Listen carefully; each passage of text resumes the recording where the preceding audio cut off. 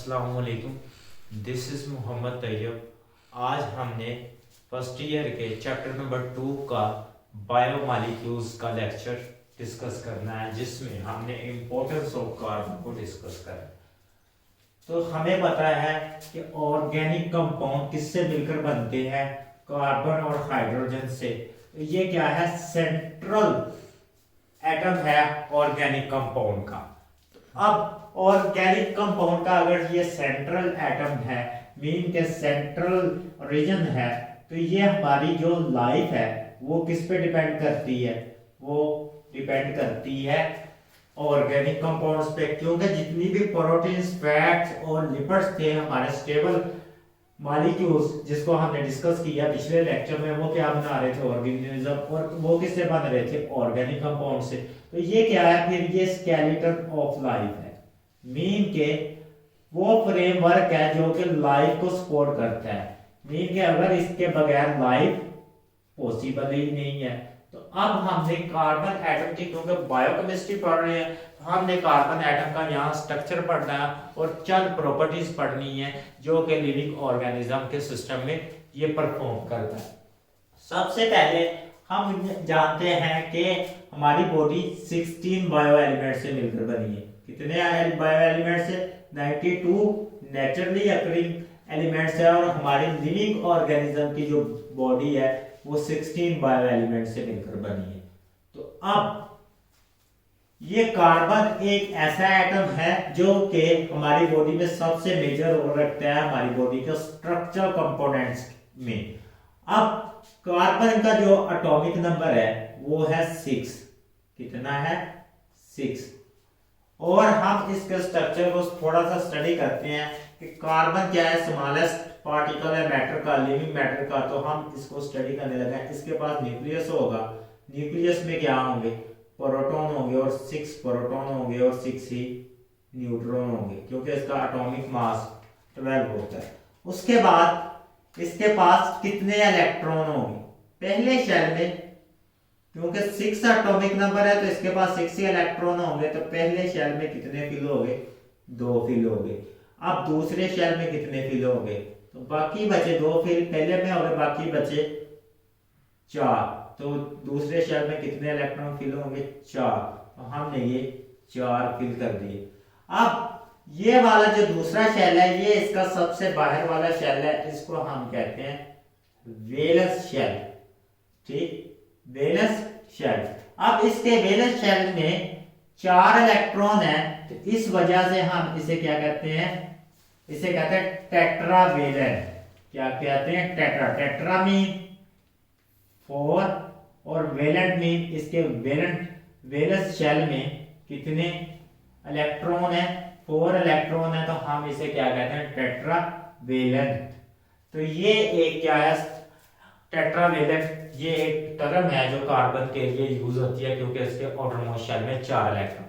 अब इसको अपने आप को स्टेबल करने के लिए कितने इलेक्ट्रॉन चाहिए? 4 इलेक्ट्रॉन चाहिए, जो कि ये किस प्रोसीजर, किस बॉन्ड के थ्रू अटेन करता है? कोवलेंट बॉन्ड के थ्रू। तो अब हमने थोड़ा सा कोवलेंट बॉन्ड के बारे में डिस्कस करना है कि कोवलेंट बॉन्ड होता क्या है। आप लोग 9th क्लास में डिटेल के साथ पढ़ाए हैं कि बॉन्ड की 2 टाइप्स होती हैं, एक होता है कोवलेंट बॉन्ड, एक होता है आयनिक बॉन्ड। तो कार्बन कौन सा बॉन्ड बनाता है? वो बनाता है कोवलेंट। तो कार्बन को चाहिए 4 इलेक्ट्रॉन अपना आउटरमोस्ट शेल फिल करने के लिए। तो हम इसके वैलेंस इलेक्ट्रॉन को यहाँ पे रिप्रेजेंट कर देते हैं इस तरह। तो इसके पास वैलेंस शेल में कितने इलेक्ट्रॉन है? अब 4 है। तो 4 इसको चाहिए, तो हम इसके साथ हाइड्रोजन के एटम अटैच कर देते हैं 4, ताकि इसके जो हाइड्रोजन, जब इसके साथ हाइड्रोजन के पास 1 इलेक्ट्रॉन होता है, जब इसके पास शेयर करे, इसके साथ शेयर करे, तो हमारा इसके जो है वो कंप्लीट हो जाए आउटरमोस्ट शेल। तो ये वाला क्या बॉन्ड बन गया इसके पास? कोवलेंट। तो ये कोवलेंट कंपाउंड क्या है, ये स्टेबल हो गया। अब इसके आउटरमोस्ट शेल्स में कितने हो गए? 8 इलेक्ट्रॉन आ चुके हैं। तो ये क्या, एक स्टेबल बन गया है। तो इसके अलावा इसकी प्रॉपर्टीज हैं कि ये डिफरेंट काइंड के स्ट्रक्चर्स बना सकता है, मीन के ये बॉन्डिंग, कोवलेंट बॉन्डिंग करके हमारे पास 3 काइंड के स्ट्रक्चर बना सकता है। ठीक है, हमने अब इसके स्ट्रक्चर को स्टडी करना है, स्ट्रक्चर्स। अब स्ट्रक्चर कितनी किस्म के हो सकते हैं इसके पास। सबसे पहले कि ये रिंग स्ट्रक्चर बनाता है। कौन सा? रिंग स्ट्रक्चर बनाएगा, ब्रांच स्ट्रक्चर बनाएगा और अनब्रांच। तो सबसे पहले हम अनब्रांच स्ट्रक्चर को डिस्कस कर लेते हैं। ये कार्बन कार्बन, ठीक। अब 3 कार्बन अटैच हैं यहाँ पे, तो ये तीनों कार्बन क्या है, एक स्ट्रेट चेन में अटैच है, एक स्ट्रेट चेन में अटैच है। और हम इनको स्टेबल करने के लिए, ताकि इनके ऑटोनोमस शेल्स में 8 इलेक्ट्रॉन पूरे हो जाएं, तो हम इनके साथ कौन से एटम अटैच कर रहे हैं, हमने अब इनके साथ हाइड्रोजन एटम अटैच कर दिए। ये स्टेबल स्ट्रक्चर है। तो ये क्या है, ये अनब्रांच स्ट्रक्चर है। मीन के इसमें कोई ब्रांच नहीं, तो वो कार्बन एटम्स क्या है, लीनियर चेन में एक दूसरे के साथ अटैच है। अब इसका दूसरा स्ट्रक्चर होता है, वो होता है ब्रांच स्ट्रक्चर। वो क्या होता है, ये ब्रांच स्ट्रक्चर भी स्टेबल बनाते हैं। मैं कार्बन एटम को क्या करता हूं, रेड के साथ शो कर देता हूं। ये 4 कार्बन एटम्स क्या है, अटैच हैं एक दूसरे के साथ। अब इनको स्टेबल करने के लिए इनके साथ हाइड्रोजन, एक हाइड्रोजन, 2, और ये एक कार्बन के साथ बॉन्ड बनाएगा, ये भी स्टेबल हो गया। इसी तरह हम हर एक कार्बन एटम को स्टेबल कर दे। तो ये भी कार्बन एटम क्या कर रहा है, 4 बॉन्ड बना के स्टेबल हो गया। ये भी कार्बन एटम इसी तरह करेगा कि हाइड्रोजन के साथ इलेक्ट्रॉन शेयर करेगा और ये स्टेबल हो जाएगा। हमारे पास ये कार्बन का ये भी स्टेबल स्ट्रक्चर है। तो मीन के ये हमारे पास इसका अनब्रांच स्ट्रक्चर था। इसमें कार्बन एटम क्या बना रहा है, 2 ब्रांचेस बना रहा है। ये लीनियर चेन है, एक अपर वाली ब्रांच, एक लोअर वाली ब्रांच। तो हम इस स्ट्रक्चर को क्या कहते हैं, ब्रांच स्ट्रक्चर। तो ये वाला जो कार्बन एटम है ब्रांच स्ट्रक्चर बना रहा है, ये भी क्या है, स्टेबल है। दूसरा ये कि ये रिंग की फॉर्म में रहते हैं। तो रिंग हमने बेंजीन रिंग पढ़नी है केमिस्ट्री में, तो वो स्ट्रक्चर भी इसका क्या होता है, स्टेबल होता है। ठीक है। रिंग में क्या करता है, ये डबल बॉन्ड भी बना लेता है कभी कभी, और सिंगल बॉन्ड वाली भी ये रिंग बना देता है। तो ये रिंग स्ट्रक्चर क्यों हमने पढ़ना है, क्योंकि जब हम कार्बोहाइड्रेट को डिस्कस करेंगे, किसको, कार्बोहाइड्रेट को, तो उसमें क्या होगा, एक रिंग स्ट्रक्चर, स्टेबल स्ट्रक्चर ये बनाएगा कार्बोहाइड्रेट को। तो ये कार्बन एटम था हमारे पास, इसने रिंग स्ट्रक्चर बनाया हमारे पास। ये रिंग स्ट्रक्चर बन गया। अब ये क्या करेगा, इसमें इसने अल्टरनेटिव पोजीशन पे डबल बॉन्ड होगा। ये क्या है, अल्टरनेटिव पोजीशन पे डबल बॉन्ड है। और अपना आप को स्टेबल करने के लिए ये क्या करेगा, जितने बॉन्ड इसको चाहिए होंगे हाइड्रोजन के साथ बनाएगा। और ये भी क्या, हमारे पास कार्बन का एक स्टेबल मॉलिक्यूल आ गया। और इस स्ट्रक्चर को हम क्या कहते हैं, क्योंकि ये रिंग की फॉर्म में है, ये रिंग की फॉर्म में, तो हम इसे कहते हैं कि ये रिंग स्ट्रक्चर है। ये भी कार्बन का स्टेबल स्ट्रक्चर है। तो ये कार्बन के साथ बॉन्डिंग को हम कहते हैं कि ये कैटिनेशन है, इसकी ability carbon to carbon atom के साथ बॉन्ड बनाना और एक हमारे पास वास्ट स्ट्रक्चर बना देना, वास्ट किस्म का मॉलिक्यूल बना देना। हम इस प्रॉपर्टीज को कहते हैं कैटिनेशन। नेक्स्ट हमने पढ़ना है कि जो कार्बन है ये तो अपने साथ भी बॉन्ड बनाता है, लेकिन ये लिविंग ऑर्गेनिज्म में हाइड्रोजन, ऑक्सीजन, फास्फोरस, नाइट्रोजन और सल्फर के साथ भी बॉन्ड बनाता है। ये 5 एटम हमने हाइड्रोजन के साथ तो बॉन्ड पढ़ लिया। अब ये ऑक्सीजन के साथ भी बॉन्ड बनाता है, फास्फोरस के साथ भी बॉन्ड बनाता है, नाइट्रोजन और सल्फर के साथ भी। तो ये वाले एटम्स के साथ भी ये जब बॉन्ड बनाता है तो हमारे पास एक वास्ट किस्म के जो मॉलिक्यूल्स दे देता है। हम इनमें देखते हैं, जब ये कार्बोहाइड्रेट्स, हमने मॉलिक्यूल्स पढ़े हुए हैं कि जो हमारे पास ऑर्गेनिक मॉलिक्यूल थे, लिविंग ऑर्गेनिज्म में एग्जिस्ट करते थे, उनमें सबसे पहले हमने पढ़ा था कि कार्बोहाइड्रेट थे जो कि शुगर होती हैं। तो कार्बोहाइड्रेट्स में ये जब कार्बन ऑक्सीजन के साथ बॉन्ड बनाता है तो हम उस बॉन्ड को कहते हैं ग्लाइकोसिडिक बॉन्ड। ठीक है, कार्बोहाइड्रेट में जो अब ये बॉन्ड बनाएगा ऑक्सीजन के साथ कार्बन, हम उसको क्या कहते हैं, ग्लाइकोसिडिक बॉन्ड। तो ये हमने तफसील के साथ आगे जाके पढ़ना है। ठीक है, किसके साथ बॉन्ड बनाता है, ऑक्सीजन के साथ। कार्बन किसके साथ बॉन्ड बनाएगा, ऑक्सीजन के साथ। ये भी डिटेल के साथ पढ़ेंगे जब हम कार्बोहाइड्रेट का स्ट्रक्चर ड्रा करें। अब दूसरा इसने बॉन्ड डिस्कस किया हुआ है पेप्टाइड बॉन्ड। क्या डिस्कस किया है, पेप्टाइड बॉन्ड। तो ये पेप्टाइड बॉन्ड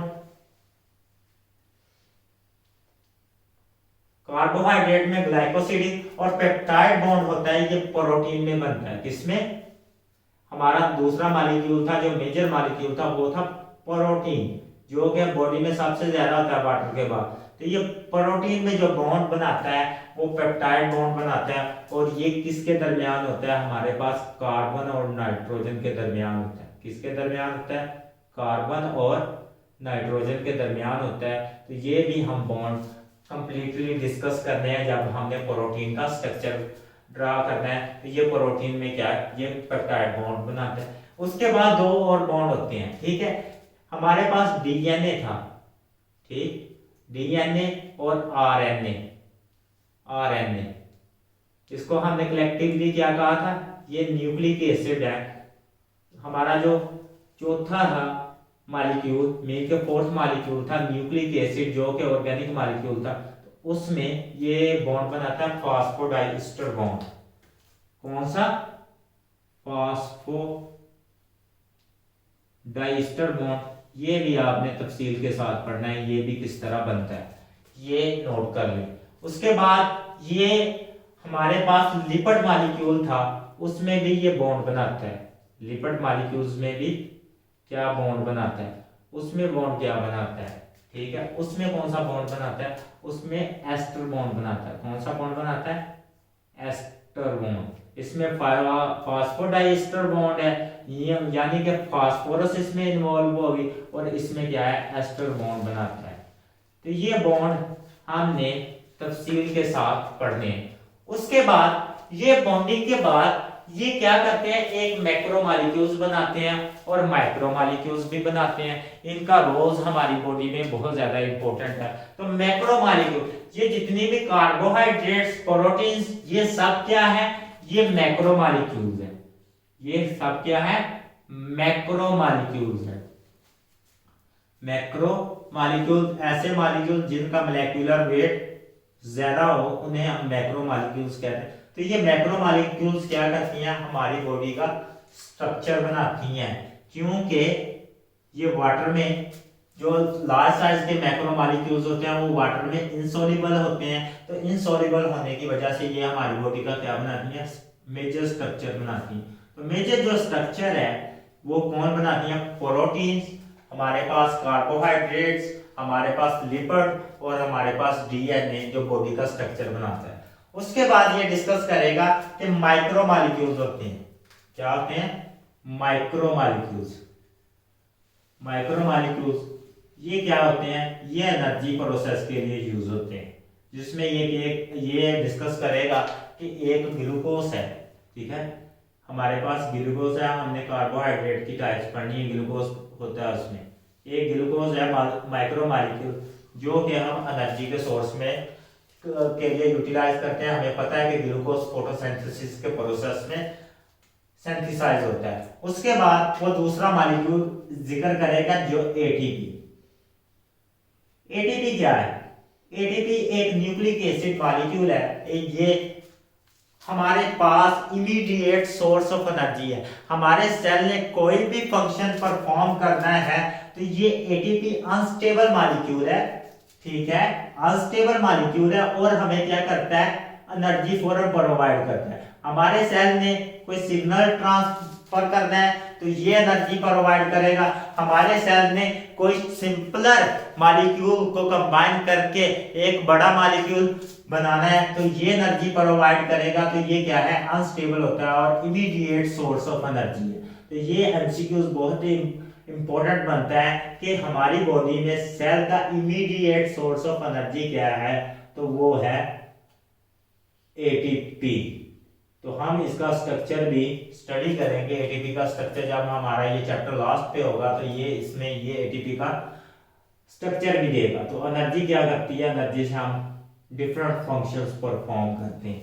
तो ये हमारा हो गया कि इस लेक्चर में हमने कार्बन की जो प्रॉपर्टीज पढ़ ली कि कार्बन दूसरे एटम्स के साथ भी बॉन्ड बनाता है, अपने साथ भी बॉन्ड बनाता है, और हमारे पास क्या होता है कि ये कार्बन हमारे पास वास्ट वैरायटीज के कंपाउंड देता है कि जो कि स्टेबल होते हैं और जो कि लाइफ में स्केलेटन का रोल प्रोवाइड करते हैं, कि मीन का वो लाइफ को सपोर्ट प्रोवाइड करते हैं। और इसी वजह से हमारे पास इतने बड़े जो लिविंग ऑर्गेनिज्म हैं वो आज हमें नजर आ रहे हैं। इतनी वास्ट डाइवर्सिटी किसकी वजह से नजर आ रही है, वो कार्बन एटम की वजह से नजर आ रही है। तो ये कार्बन की चंद प्रॉपर्टीज थी जो हमने डिस्कस की। तो इंशाल्लाह आगे हम नेक्स्ट लेक्चर वाटर के साथ मिलेंगे। अल्लाह हाफिज।